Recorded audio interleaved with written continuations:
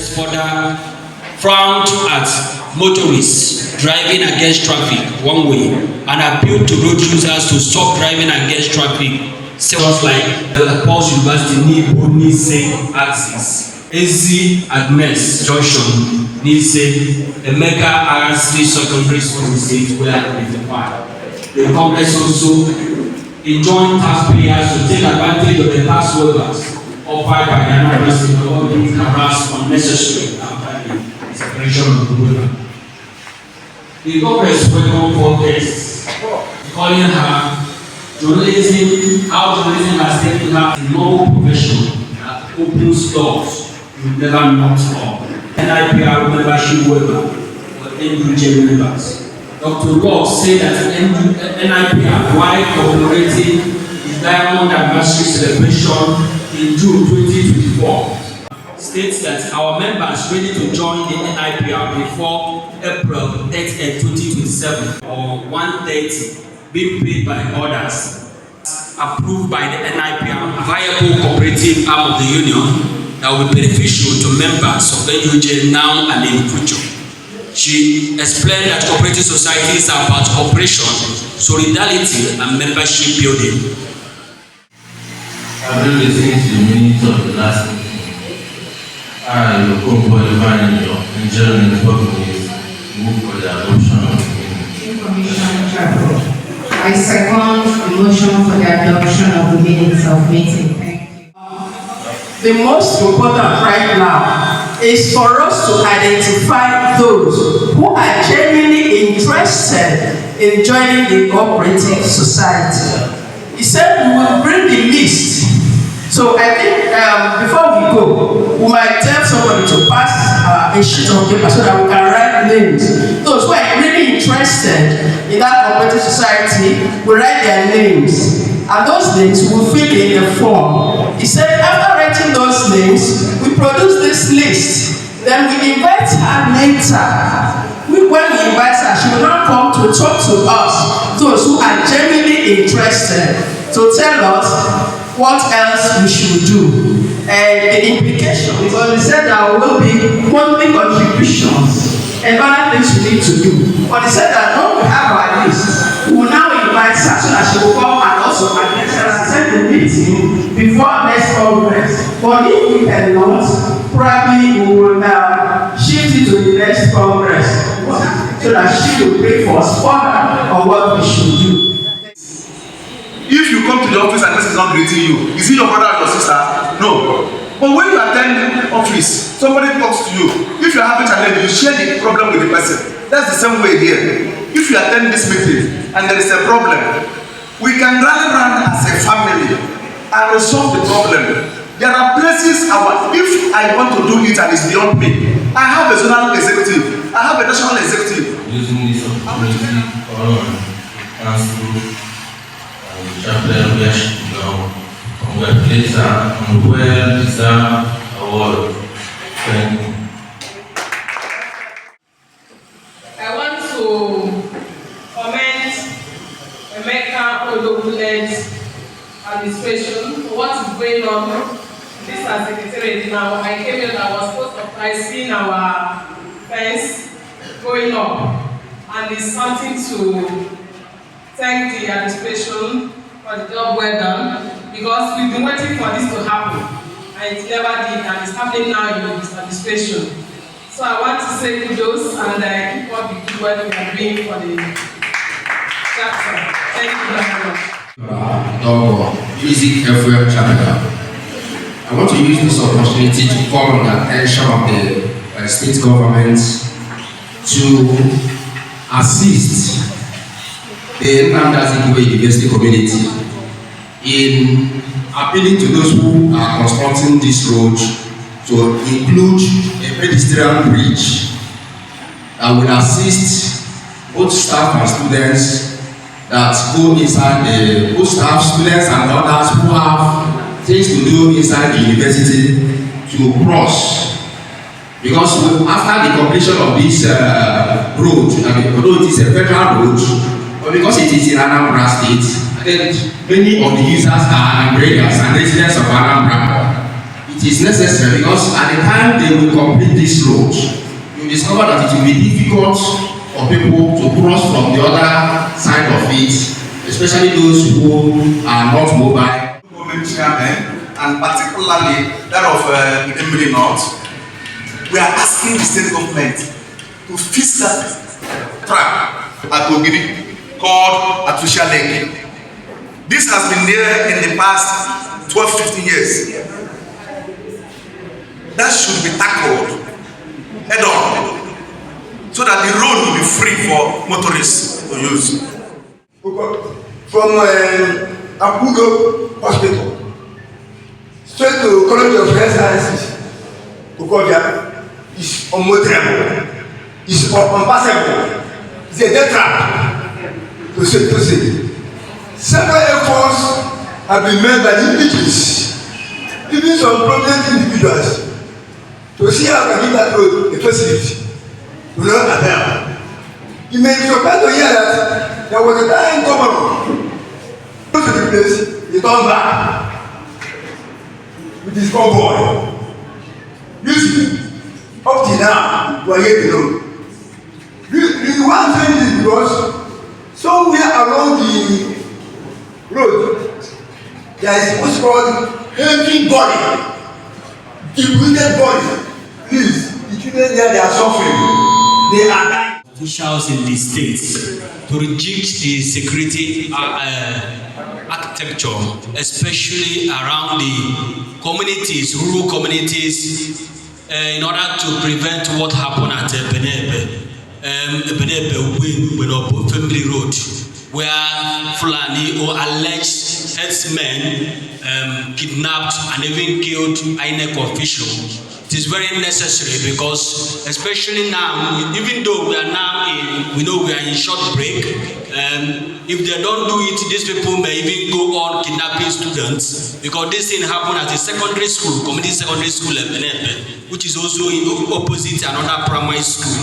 So we want the governor to call his attention to ensure that security men are put on goal, even if it entails liaising with the other state, Enugu state, because I heard that where they took the people they kidnapped was Mbabuawa in a Isiago local government area of Enugu state, so that all this thing be solved. It's coming from the angle of what happened at Ogidi, where 3 lifeless children were seen at Ezewagi's.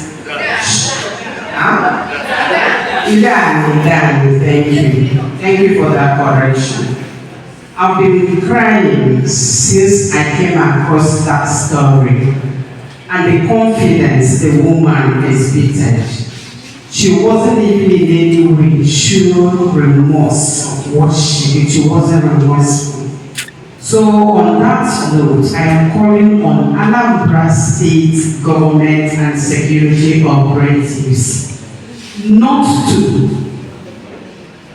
wait until a life is lost. Bringing up in Anambra State is a serious source of concern. It's a very lucrative business for them, and we should not wait. So on that, I'm calling on Anambra State government to start Operation as the one show your shrine, your business, what you are up to. Let them review every S1 wherever the person is operating, because what is happening gives Anambra State a very... Nigerian Press Council is a parastatal under Ministry of Information. We are regulatory bodies. We are regulating the print media. We've been on and on since 1992, but I don't want to take us to a long journey of the challenges we have and that kept us there for some time, but we are back again. So one of the things we do, we organize capacity building for journalists. We do that regularly, and we fight for the rights and privileges of the journalists, responsible journalists. So we believe that by the time we are here in Anambra State, we collaborate with some stakeholders to see how we can help to upgrade the life of the journalists here in Anambra State. I related with the chairman. I told him how I met the commissioner of police, trying to host a conference where we can have a training for this election that is coming up, and all of us must be part of it. I've done that again with the minister of missing of commissioners and ministers. Okay, the process is still on, and very soon we are going to do one or two things about that. So before we go on, we have so many challenges, but diligence. Diligence is the key to success. Diligence can, break you out from the crowd and take you up. I've seen so many people that diligence gave them appointments where they are, just a phone call because of your work, because of what you have done. Somebody somewhere recommended you. So sometimes, if you can see a good journalist, there are some things that we've been able to find that during the time of our investigations and rest of it. There's an app that we're developing now that will help us for fact checking by the time we get to a stage. But for now, it's just coming. That app will just go around to help us a lot in carrying activities. Their papers and writing and moving up and down, producing fake news here and there, misinformations here and there. So we try as much as possible to filter them out. Sometimes we see them, sometimes we don't, but they're given the power to carry out any. That's when the press council will be in full force to work very well, and the good responsible journalists will be singled out. So when we talk about diligence, we're talking about those that run away from fake news. There was this guy, and I always follow now and then because he's always giving out recent information. And I believe so much in him because every morning after praying, reading my Bible, the next thing is to go and find out what he has for the day. But unfortunately, because he was in a hurry to publish, he kept, fighting to maintain his viewers. Do you understand what I'm saying? He started giving fake news. And by the time we observed that, we withdrew from about 1 million something followers, he came down to 300 because of fake news. And what happened, he was not thorough. He was not verifying his sources very, very well. Because one time they go in Lagos, that was 2004, there was a bomb blast in Ikeja. People were in their homes and that sound came. I was in my house when I heard it. It looked as if the house was falling. And what happened? People started running towards the canal. Not knowing that was a canal. It took about 400 and something lives. That same information. So please, that's what we are running for, that's what we are fighting for. That's exactly what I presented to the police, because police cannot work outside the journalists. The partnership is so tight that the information gives back to whatever that comes out of the society. Especially going by what you said, that you people were only operating in Lagos and Abuja. Maybe there, your powers were shaky, and now you decided to extend it to other states, of which Anambra State is one of them. For the activities you marshaled out, you rolled out, the catalog of all the activities and where the NUJ will come in.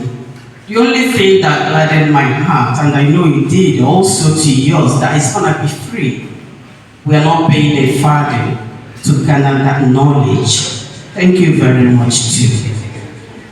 Again, I also want to thank you for finding time to come and be with your own. You said, well, I don't know if we're probably well, you said it's for the print. But I want to tell you that all these gathered here are not of the print media. We have electronic media, of which I'm part of it. So whatever largesse you're sharing, don't center it on the print media.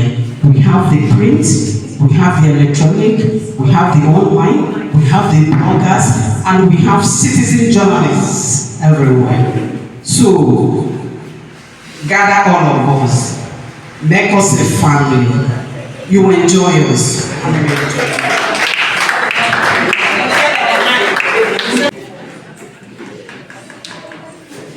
Why would bandits come into the church, kidnap somebody and move freely? Secondly, if these cameras are working in Enugu, why would bandits come to Anambra, Ebenebe axis, Ubenubenu axis, kidnap people and take to Enugu, into Enugu as their kufu?